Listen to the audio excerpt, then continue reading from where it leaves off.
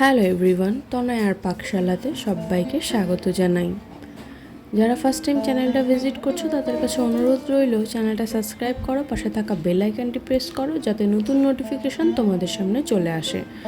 গরমকালে আচারের নাম শুনলে কিন্তু সত্যিই আমাদের মনটা খুব ভালো হয়ে যায়।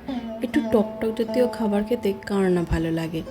তাহলে তোমরাও খেতে চাও তো চলে এসো আমার চ্যানেলে। তাই আজকের রেসিপি আচারি চিকেন। এর জন্য দেখো এখানে আমরা নিয়েছি 500 চিকেন, যার মধ্যে দিলাম বেশ খানিকটা পরিমাণে আদা বাটা। এখানে দেখো আমরা রসুনের আচার নিয়েছি। এখান থেকে আমরা 2 চামচ মতন রসুন দিয়ে দেবো মাংসের মধ্যে। এখানে আচারি চিকেন বলতে কিন্তু আমরা এই রসুনের আচারটা দিয়েই কিন্তু রান্নাটা করব। চলো, দিলাম পরিমাণ মতন নুন, দেব পরিমাণ মতন কিন্তু হলুদের গুঁড়ো। এখানে এই আচারের এইটা দিয়ে কিন্তু খুব ভালো করে মাখিয়ে রেখে দিতে হবে অন্তত পক্ষেও 30 মিনিট। ততক্ষণ আমরা কড়াইতে একটু তেল বসিয়ে নিই। দেখো তেল খুব সুন্দর গরম হয়ে গিয়েছে। এবার এখানে আমরা এইভাবে বেশ বক্স বক্স করে কেটে নিয়েছি কিছুটা পেঁয়াজ, যেটাকে হালকা একটু ট্রান্সপারেন্ট হলেই যথেষ্ট। খুব বেশি গোল্ডেন ব্রাউন করে ভাজার কোনো প্রয়োজন নেই। দেখো পেঁয়াজগুলোকে একটু হালকা ট্রান্সপারেন্ট হলেই আমরা এইভাবে তুলে রেখে দেবো। এবার দেব পেঁয়াজ বাটা। এখানে আমরা বড় সাইজের একটা পেঁয়াজ দিয়েছি।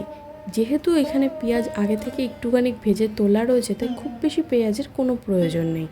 এখানে পরিমাণটা তোমরা তোমাদের আন্দাজ করে দিও। দেখো দিয়ে দেওয়ার পর এবার এটাকে খুব ভালো করে কিন্তু একটু গোল্ডেন ব্রাউন কালার হওয়া অবধি ভেজে নিতে হবে। ভেজে নিলাম। এবার এর মধ্যে দিয়ে দিলাম কিছু স্পাইসেস। এর মধ্যে দেব হচ্ছে ধনের গুঁড়ো বেশ খানিকটা পরিমাণে, জিরের গুঁড়ো একদম সামান্য, না দিলেই নয়, দিলাম কাশ্মীরি লঙ্কার গুঁড়ো খুব সুন্দর একটা রঙের জন্য, দিলাম নুন আর হলুদের গুঁড়ো দিয়ে মশলাটাকে কিন্তু আমাদের খুব ভালো করে ভেজে নিতে হবে। এই সময় যদি মনে হয় যে মশলা পুড়ে পুড়ে আসছে বা জ্বলে যাওয়ার চান্স আছে, তাহলে অল্প একটু জল অ্যাড করো। দিয়ে দেখো মশলাটাকে খুব ভালো করে কিন্তু এইভাবে নাড়িয়ে চাড়িয়ে আমাদের কষিয়ে নিতে হবে।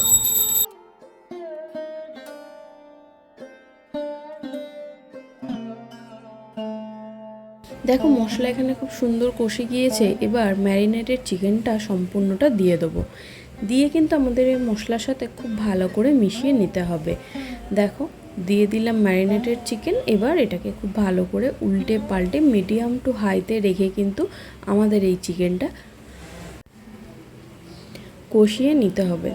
উল্টে পাল্টে খুব ভালো করে কিন্তু মশলাটাকে কষাতে হবে। এখানে আলাদা করে কিন্তু কোনো রকম রসুন বাটা দেওয়ার কোনো প্রয়োজন নেই, শুধুমাত্র আচারের রসুন বাটাটা দিলেই কিন্তু যথেষ্ট।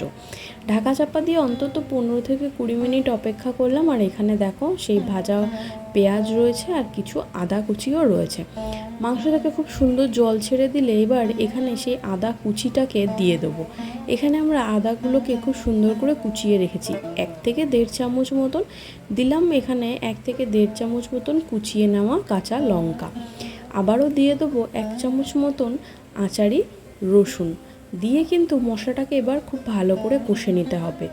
মিডিয়াম টু হাইতে রেখে আবারও উল্টে পাল্টে কিন্তু মশলাটাকে খুব ভালো করে এই চিকেনের সাথে কষিয়ে নেব। গন্ধটা কিন্তু অসাধারণ আসে। আচারের এই গন্ধটাতে কি মনে হয় যেন এক থালা ভাত হামেশাই উঠে যাবে। আর গরমকালে আচার জাতীয় খাবার খেতে কার না ভালো লাগে। একবার এইভাবে বানিয়ে খেয়েই দেখো না, অসাধারণ লাগবে, কথা দিচ্ছি। দেখো খুব সুন্দর এখানে কিন্তু আমরা মশলা কষিয়ে নিচ্ছি। এবার এটাকে ঢাকা চাপা দিয়ে আরও 15 থেকে 20 মিনিট অপেক্ষা করব। দেখো মশলা থেকে খুব সুন্দর কিন্তু তেল ছেড়ে দিয়েছে। এবার আমাদের সামান্য একটু জল এখানে ইউজ করতে হবে।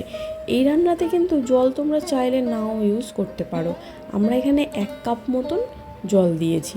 500 চিকেনে 1 কাপ জল বলতে কিছুই নয়, জাস্ট একটু গ্রেভিটা হওয়ার জন্য, ব্যাস, আর কিচ্ছু লাগবে না। আমরা এখানে মাংসটা আর ঢাকা দেবো না, এইভাবেই ফুটতে দেবো আরও 5 থেকে 10 মিনিট, কারণ আমাদের চিকেন কিন্তু একদম সিদ্ধ হয়ে গিয়েছে। দেখো কি সুন্দর লাগছে। উপর থেকে সামান্য একটু চিনি ছড়িয়ে দিলাম। দেখতে ভালো লাগলো ভিডিওটা। রুটি, লুচি, পরোটা, ফ্রাইড রাইসের সাথে কিন্তু অসাধারণ লাগবে কিন্তু খেতে। বিরিয়ানির সাথেও হার মানবে বলতে পারো। একবার অবশ্যই ট্রাই করো। আমাদের মাংস একদম রেডি। ওপর থেকে ভাজা এই পেঁয়াজটা কিন্তু দিয়ে দেবো। আর দেব কুচিয়ে নেওয়া কাঁচা লঙ্কা। ব্যাস, ভিডিওটা ভালো লাগলো। দেখা হচ্ছে আরও একটা রেসিপির সাথে। ধন্যবাদ।